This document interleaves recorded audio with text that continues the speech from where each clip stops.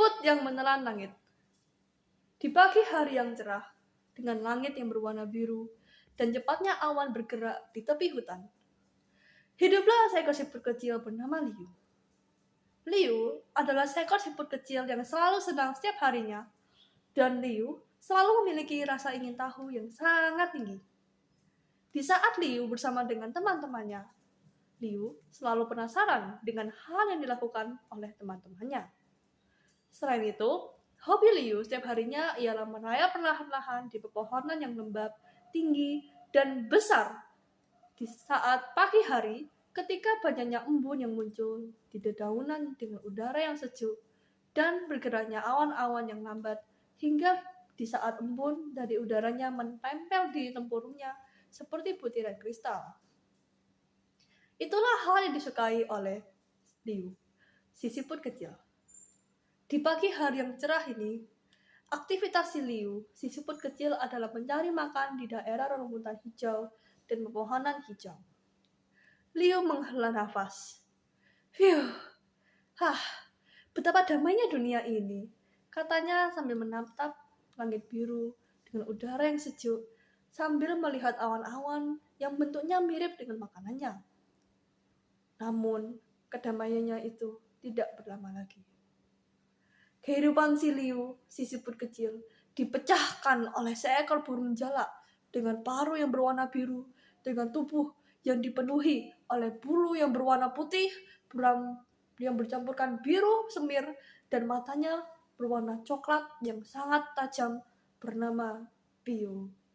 Di atas awan, Pio sedang mengikuti kompetisi secara langsung dengan teman-temannya dan saingannya.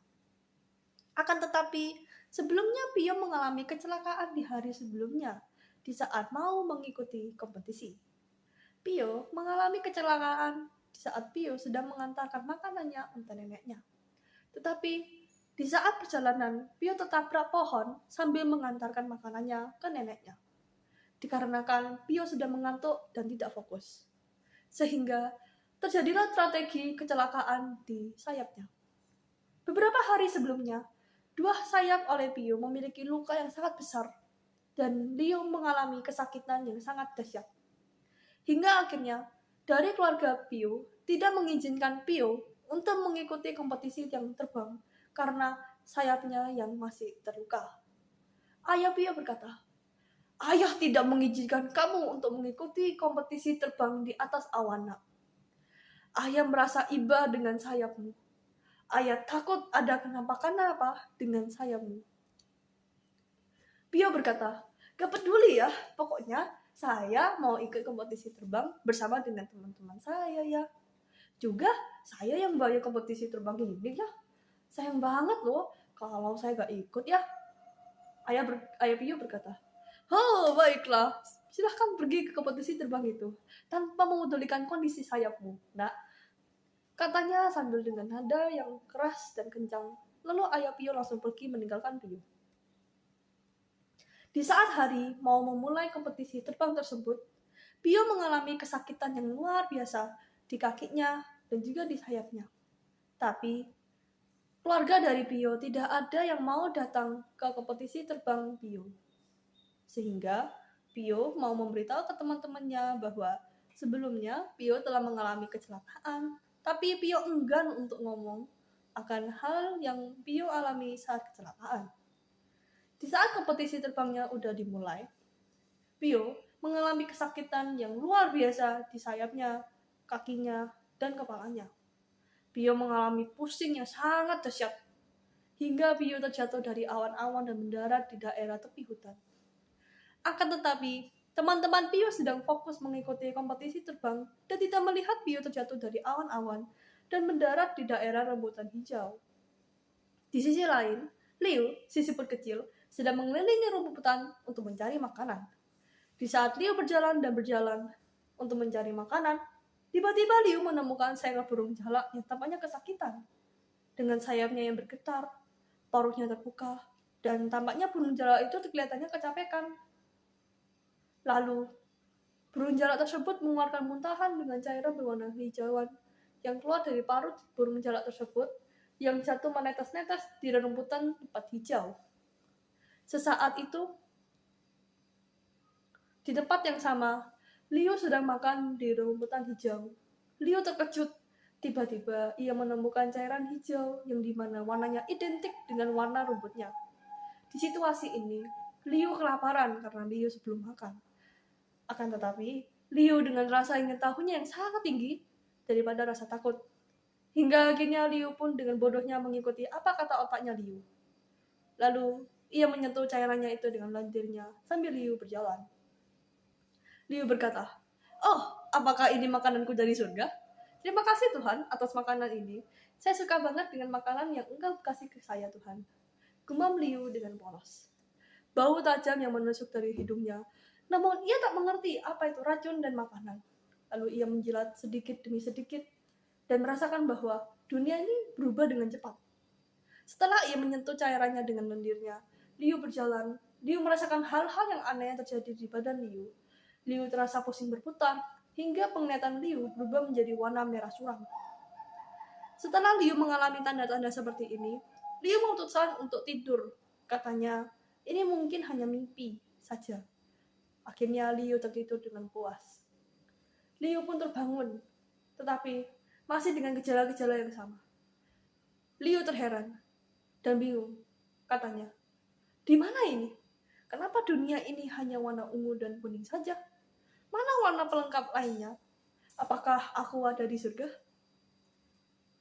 Terima kasih telah menampungku, sobat. Kata suara itu berbisik di dalam hatinya. Lemah, Liu kaget. Loh, siapa kamu? Tunjukkanlah dirimu.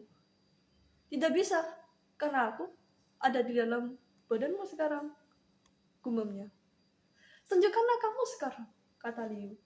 Cih, lupa ya sobat, aku datang dari perut burung yang kamu telan dunia kecil seperti dirimu, sobat, kata Liu. Hah, kapan? Beberapa jam yang lalu, sobat. Kok kamu lupa sih? Kamu aja baru terbangun. Kayaknya kamu butuh asupan nih. Hahaha. Liu merasa ketakutan dan kebingungan di situasi yang sama. Dan berkata, apa yang kau inginkan? Singkat saja, kata suara itu lembut dan berbisik. Aku ingin hidup. Dan untuk hidup, aku butuh tubuhmu. Aku ingin makan. Aku lapar. Berikanlah aku makanan. Saya lapar. Dan dengan bodohnya, Liu pun menerima seekor virus yang berada di dalam tubuhnya untuk hidup. Namun, di sisi lain, hari-hari pun berjalan dan bergerak dengan cepat. Dari pagi ke petang, lalu malam, dan pagi lagi. Tidak ada satupun yang menemukan tubuh Piu. Hingga keluarga Piu rela tidak makan setiap harinya demi mencari anaknya Piu. Hingga akhirnya, ayah Pio pun cemas akan Pio karena belum menemukan Pio sama sekali. Ia pun mencari di sekeliling hutan, rebutan, sungai, rumah manusia, atap rumah manusia pun tidak ada. Hingga akhirnya di pagi hari yang baru saja terbenam, ayah Pio pun menemukan Pio yang ternyata sudah menjadi bangkai dan mau menyatu dengan rumputan hijau. Ayah Pio pun langsung memeluk bangkai Pio sambil bersedih-sedihnya bahkan menyalahkan teman-teman Pio karena tidak peduli dengan Pio sama sekalipun. Tapi teman-teman Pio pun juga bahkan tidak peduli akan berita duka cita oleh Pio dan bahkan dengan ayahnya juga tidak peduli. Setelah kejadian itu, ayah Pio berubah 360 derajat. Ayah Pio pun berencana untuk membunuh teman-teman Pio satu persatu karena sudah menghancurkan ayah Pio dan tidak mempedulikan Pio sama sekali. Ayah Pio berhasil membunuh teman-teman Pio semua. Sejak hari itu, di sisi Liu si siput kecil telah berubah. Ia menjadi cepat, lebih kuat, tapi pikirannya mulai kabur. Ia bisa mendebak gerakan semut di sekitarnya, mendengarkan detak jantung cacing di bawah tanah. Namun di balik kekuatan itu, Liu telah kehilangan dirinya sendiri. Hingga suatu hari, datanglah seekor kupu-kupu tua bernama Orlando. Orlando telah menghampiri Liu, si siput kecil. Kata Orlando, Liu, kau tampak berbeda hari ini. Matamu seperti langit-langit yang sedang sakit dan capek. Liu pun menjawab dengan suara yang bukan sepenuhnya miliknya. Aku melihat dunia lebih jelas dari siapapun. Orlando pun menunduk dan sedih, sebab sebelumnya Liu tidak seperti ini. Penjelasannya tanpa kedamaian hanyalah racun, gumam Orlando. Namun, Leo sudah tidak mengerti lagi dengan tubuhnya. Ia terus merayap, dan merayap. Hingga setiap harinya, di pagi, siang, dan sore, bahkan malam, Leo pun makan serumputan terus-menerus. Leo tidak bisa berhenti sama sekali, dan bahkan sudah mencoba untuk memberhentikan tubuhnya. Tapi tidak bisa sama sekali karena sudah dikendalikan oleh virus dari tubuh si Liu, si siput kecil. Dari kondisi ini, Liu sering meninggalkan jejak lendir berwarna hijau menyala. Hingga suatu malam di atas pohon, Liu sedang merayap di atas pohon, tetapi dari kondisi tubuhnya yang begitu menarik dari penglihatan burung, Liu tertangkap, dimakan secara hidup-hidup oleh seekor burung. Hingga hal ini menunjukkan bahwa adanya tanda oleh virus dari burung jalak tersebut yang kini menuliskan kisahnya sendiri di tubuh seekor siput yang dulunya hanya ingin menikmati embun pagi. Sekian dari saya, terima kasih.